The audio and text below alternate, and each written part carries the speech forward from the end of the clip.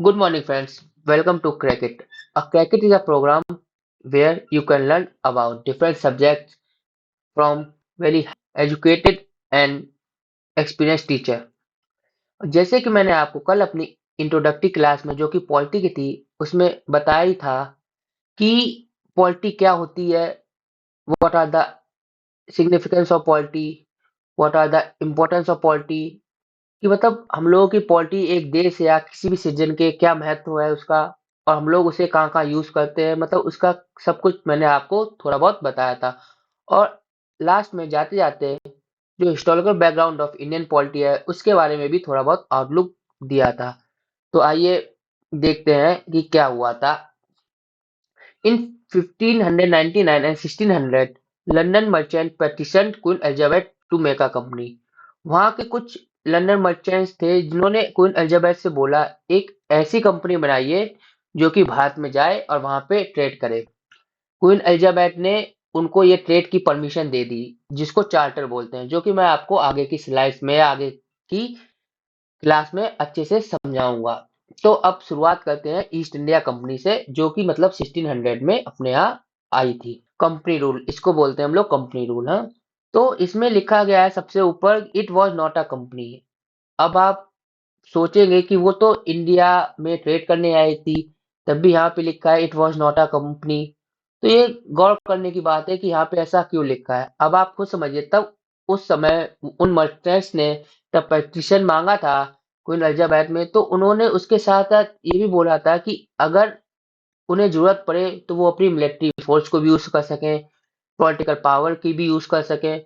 और उन्होंने ये भी साथ में मांगा था कि जो कि वहाँ के अपने इंडिया के लोकल रूलर्स हैं उनके साथ कोई भी ट्रीटी हुई तो उसको साइन कर सकें। अब आप सोचिए कि अगर कोई कंपनी ट्रेड करने कहीं जाएगी या किसी भी देश में जाएगी तो वहां पे उसे इन सब चीजों की क्या जरूरत होगी।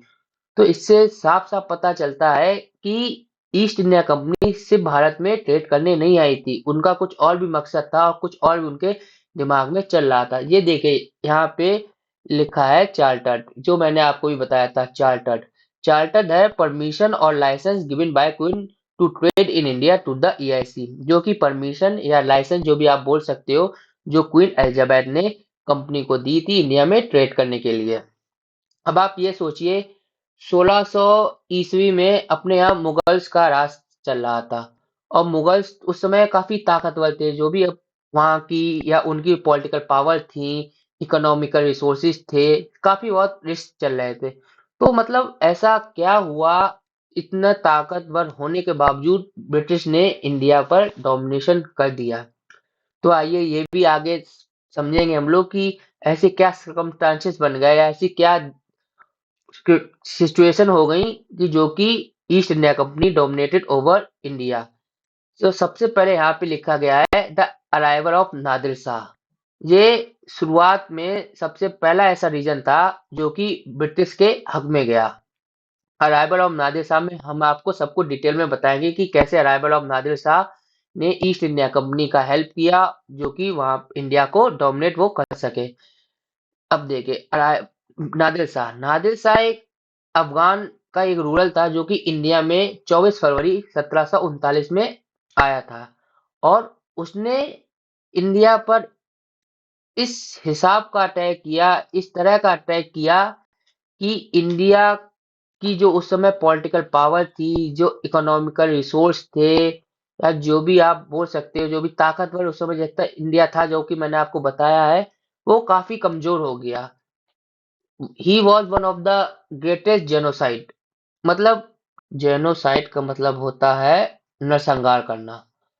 तो नादिर शाह इतना बड़ा जेनोसाइड था कि उसके जो कि उसके पक्ष में ना हो या फिर जो भी उसके हक में ना हो, तो वो सबको मरवा देता था, नॉर्मल पीपल की किलिंग करवा देता था। तो उसके यहाँ पे एक चीज तब और भी बहुत फेमस हुई, वो था कत्ले आम। मतलब जो कि उसके हिसाब की थी चीजें नहीं हुई, तो वो सीधे अपने ऑफिसर्स थे या जो भी अपने सैनिक थे उनको ऑर्डर देता था कि इनका बिहेडेड कर दिया जाए, मतलब कत्ल कर दिया जाए। तो उसी को हम लोगों ने नाम दिया है कत्ले आम। और ये भी मैं बता दूं कि नादिर शाह 24 फरवरी 1739 को भारत में आया था और उसने सिर्फ 57 डेज इंडिया पर रूल मानिए या जो अटैक मानिए किया था, और इतने में उसने इंडिया को इतना कमजोर कर दिया, इतना कमजोर कर दिया कि इंडिया की हालत बहुत ही गंभीर हो गई। तो नादिर शाह के अटैक के बाद जो कि उस समय के जो मुगल्स थे, वो उनका कॉन्फिडेंस बहुत ज़्यादा डाउन हो गया था। अब उनका कॉन्फिडेंस भी डाउन हो गया, जो उनकी मिलिट्री पावर थी, वो भी काफ़ी डाउन हो गई। जो भी इकोनॉमिकल रिसोर्स थे, वो भी काफ़ी डाउन हो गए।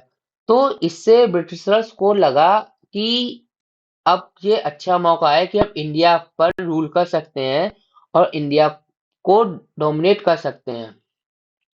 तो उन्होंने अपनी बहुत ही अच्छे से पॉलिटिकल कनिंगनेस से इंडिया में डिवाइड एंड रूल की पॉलिसी लागू की, बेटर टेक्नोलॉजी लाए, बेटर वॉर मैनेजमेंट प्रोग्राम लाए, जिससे कि वो इंडिया में रूल कर सकें। तो ये उन्होंने कोशिश की, आगे कोशिश की और इसमें वो थोड़ा बहुत कामयाब भी हुए। अब पहली बात है कि सबसे बड़ा वॉर वो जीते थे, the first big war that they have von was the battle of Plassey, जो कि जो कि हुआ था 1757 में। प्लासे बैटल ऑफ प्लासे बंगाल में हुआ था। इस समय बंगाल का राजा सिराजुद्दीन दौला था।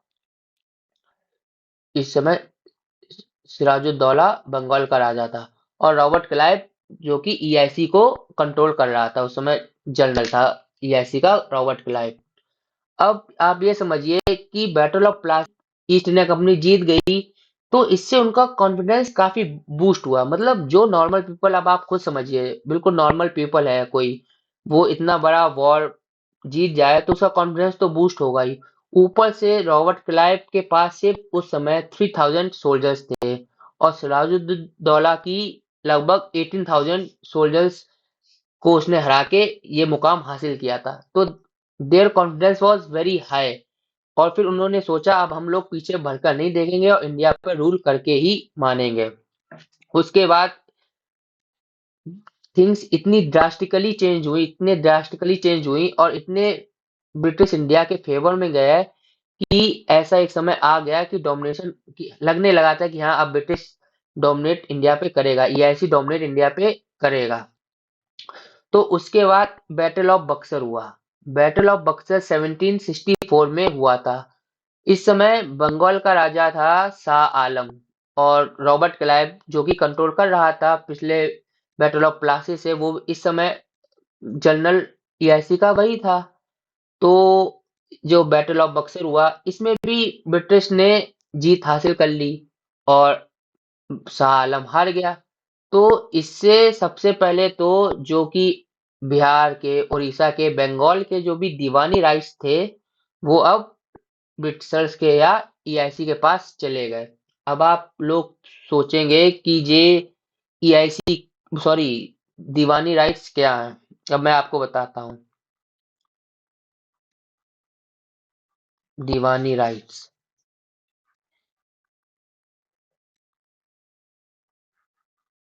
These were the tax collection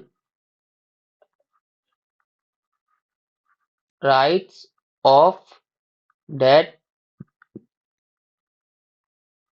time. मतलब कि जो भी टैक्स उस समय कलेक्ट करता था, जो भी टैक्स कलेक्शन राइट थे उस समय, उनको दीवानी राइट्स ही बोलते थे। अब बैटल ऑफ बक्सर में शाह आलम हार गया और ब्रिटिशर्स और या ईआईसी बोल सकते हैं वो लोग जीत गए, तो ये राइट्स उनके पास आ गए।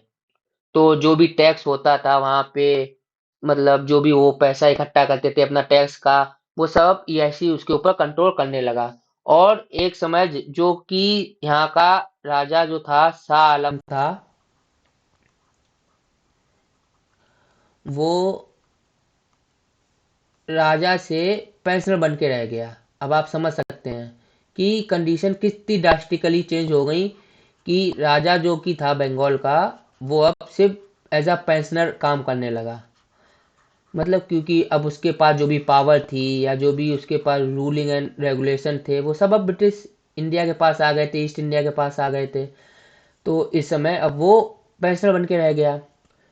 तो इससे काफ़ी फ़ायदा हुआ उन पे, उन्होंने काफ़ी मनी टैक्स के जरिए, काफ़ी मनी टैक्स के जरिए ब्रिटिश में भेजा और मतलब अपना फ़ायदा किया, कंपनी को आगे बढ़ाया हैं। तो अब आप सोचेंगे कि इसने जो भी दीवानी राइट्स थे, इन्होंने ब्रिटिश इंडिया को, सॉरी, इन्होंने ईस्ट इंडिया कंपनी को मनी तो दिया, लेकिन उसके साथ साथ एक बहुत ज़्यादा ज़रूरी इम्पोर्टेंट चीज़ और दी। अब वो क्या हो सकती है, सोचिए ज़रा आप। मानते हैं मनी तो इससे उन लोगों को काफ़ी मिला, मनी तो उन लोगों को बैटल ऑफ बक्सर जीतने के बाद काफ़ी मिला, क्योंकि टैक्स पावर मिल गई थी उन्हें, दिवाली राइट्स मिल गए थे। लेकिन उसके बावजूद ऐसी क्या ऐसी चीज़ थी, प्लस पॉइंट था जो कि मनी से भी ज़्यादा इम्पोर्टेंट था उनके लिए, और वो थी, शब्द आएगा अभी आप आगे पढ़ेंगे, लेजिटमेसी। मतलब कि जैसे कि उस समय जो भी 1600 से और 1764 के बीच में जो भी अपने देश से वहाँ पे पैसा गया है, जो जो भी वहाँ यहाँ से टैक्स गया, तो वहाँ की जनता समझती थी कि जो भी इंग्लैंड के ऑफिसर्स हैं या ईआईसी के ऑफिसर्स हैं, ये इलीगली ये सब यहाँ पे भेज रहे हैं और कंपनी अपना फ़ायदा कर रही है।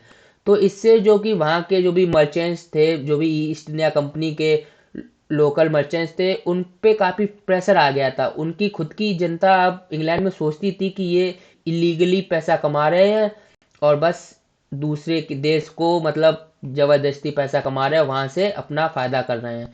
लेकिन अब उनके पास साफ साफ कहने को हो गया था कि बैटल ऑफ बक्सर के बाद वो जो भी पैसा कमा रहे हैं वो टैक्स के जरिए कमा रहे हैं। तो मतलब समझ रहे हो, एक समय जो उनकी जनता ये काला धन समझती थी, वो अब उन्होंने काले धन को टैक्स को का बताकर उससे भी अब वाइट कर दिया।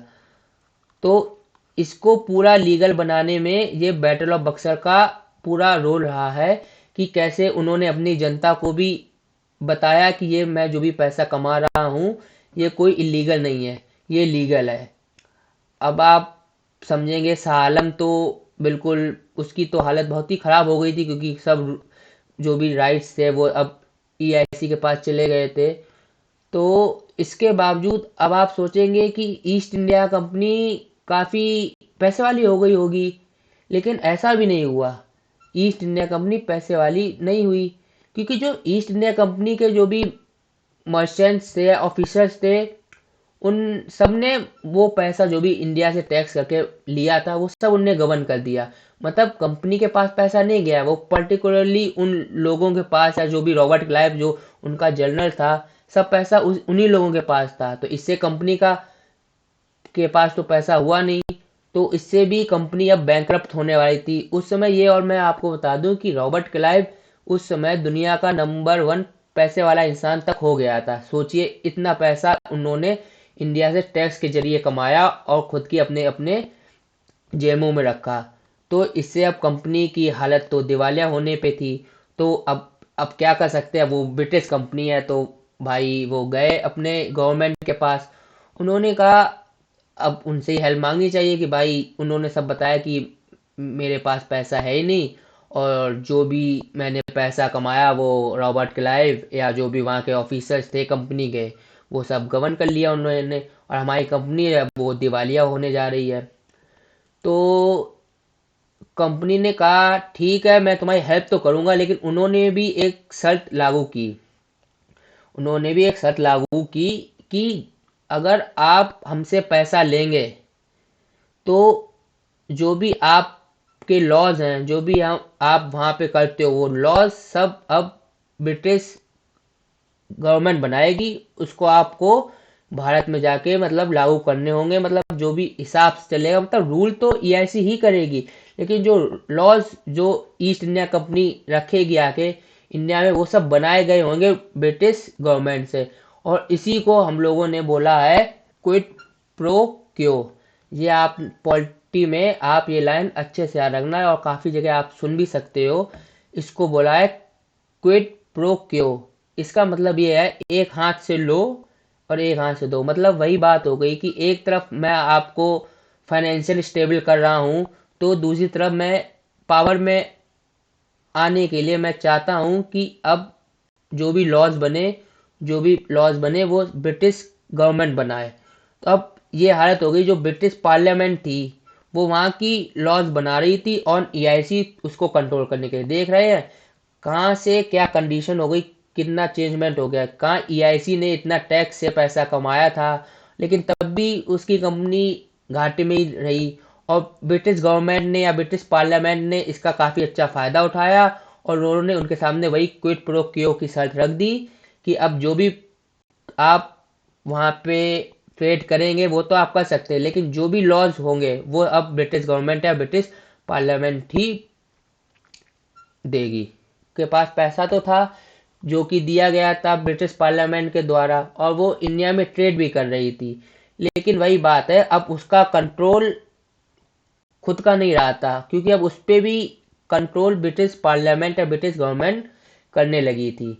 तो रूल तो मतलब या ट्रेड तो उन्होंने किया, लेकिन जो भी लॉज मेकिंग थी उस समय वो सब अब पार्लियामेंट के हाथ में चला गया था। अब हम आगे आपको कुछ इम्पोर्टेंट टाइमलाइन बताएंगे जो कि हम लोग आगे की क्लास में डिस्कस करेंगे, या जो हम आपको आगे पढ़ाएंगे। कुछ ऐसे एक्ट्स आए जो कि ईस्ट इंडिया कंपनी ने या फिर जो कि ब्रिटिश पार्लियामेंट ने इंडिया पर लागू किए, और उस पर आगे अलग अलग लॉज बने, अलग अलग एक्ट्स बने जो कि बाद में लागू हुए। उससे क्या क्या कंडीशंस हुई, क्या क्या नहीं हुई।